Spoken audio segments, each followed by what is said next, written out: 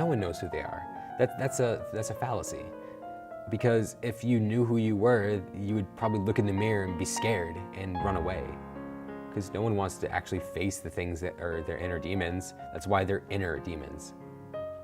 You hide them, you run from them. But when you are someone that is creating, you kind of scratch the surface of it and bleed on the page.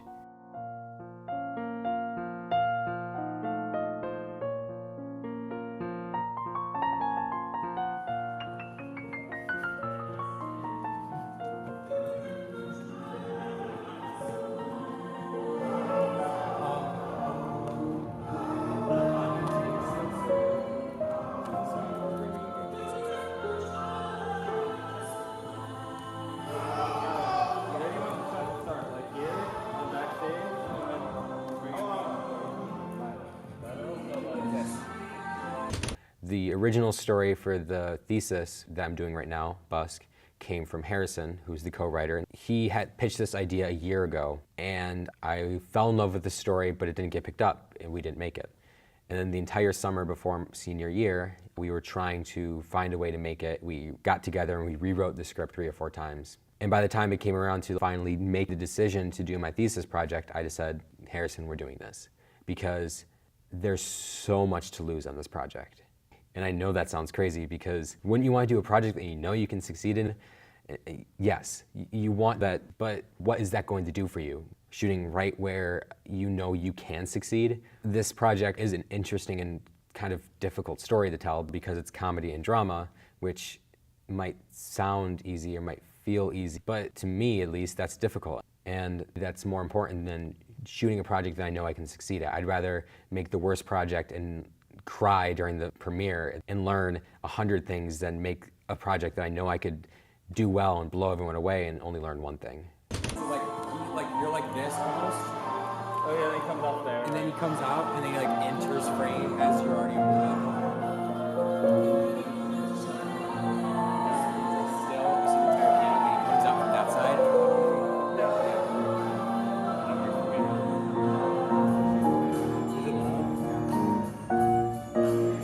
So what is success? I mean, is success a good film and having the satisfaction of having made a good film, or is success a film that is received well with audiences? Because history will tell you that some of the greatest films in cinema were not very successful when they were made. So I think one has to be careful when one is under this pressure of success, because success.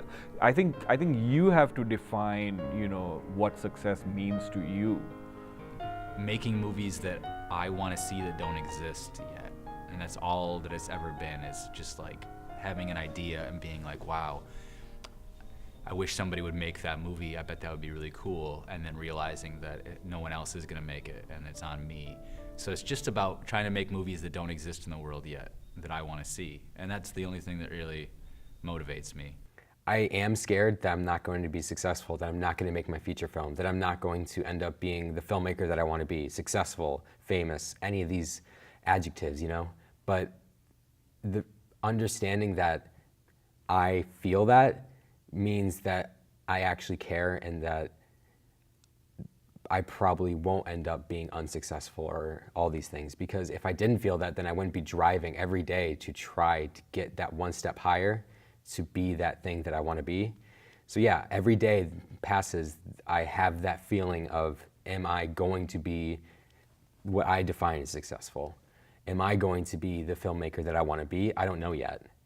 And that's kind of part of the adventure, because if I was already where I wanted to be, then I wouldn't go anywhere else.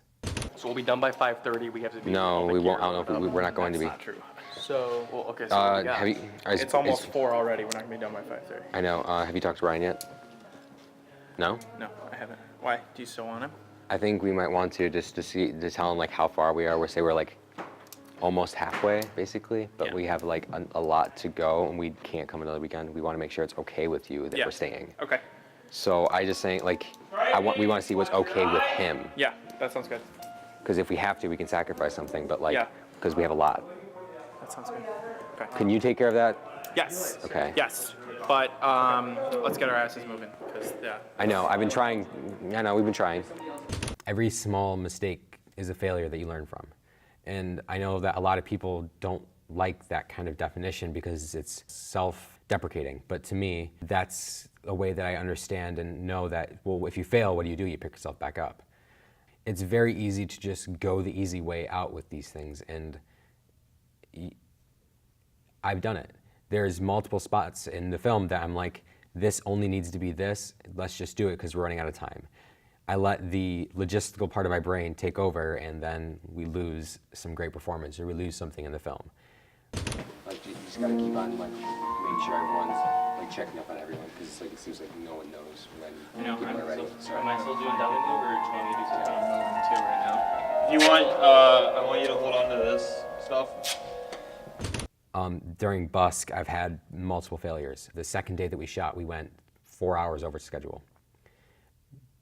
I had all the shots planned out, but then I didn't plan well enough. I had everything planned and I had the entire thing written up, but it didn't get scheduled. We didn't schedule it to like make the day go by. We didn't have the time to rehearse my actors. I felt like when I was rehearsing my actors, they weren't loose enough. And so I was seeing acting and I wasn't seeing characters. And all of that comes from a lot of time management things, but also you have to kind of fight to get what you want as a director, and once the outside external like factors start playing around and like yelling at you to keep on going, you have to fight back and say, no, this is for the film. Okay, you good? I think so. All right. No sound, so if you have to just like actually press the keys a little bit. I'm not going to push forward because I want to be able to fully hear, so I'll just be light here and there. But Cool. Good. Yep. Let's do it. Okay. And then you'll just You're good to go like this and skip over. okay, that's what I do. And do it really abruptly. Because basically it's So when like, you say stop, it's like, and then you're just staring and you're like nervous, like you're hearing a ticking in your head. You're just like, and you're like, oh God, you keep on looking at your hands and then back up and you're just like, and then you just give up and you just like really quickly grab and like flip. and then just keep playing. And then just keep on playing like nothing happened. Exactly. Does it matter if that is over here? It'd be easier to grab, but if it doesn't matter because never mind. Never mind. I'm overthinking the turn, but we're good. Can we see the music in that shot or no? I failed at fighting for the film to the best degree. And yes, you have to make compromises, obviously, because if you don't make a compromise, then the film is just never gonna get made. But there's a difference between making compromises and giving up. And I felt like I gave up on like one or two things where I could have just taken that 10 seconds and got it right. The steps that I'm currently taking to become that kind of storyteller that I want to be is by practicing. Because you have to try and you have to fail, and you have to fail hard. And you have to grit your teeth, bear it, and just move on. And that's the stage I'm in right now. I'm trying all these things that I didn't think I was going to be trying. Right now I'm making a comedy about a one-man band playing vagabond and a brother that plays piano. And I wouldn't have thought that that was the kind of story I wanted to tell, but I'm doing it because it's hard. But I decided to do it because I knew that I would learn so many things from doing it, even if it wasn't good in the end.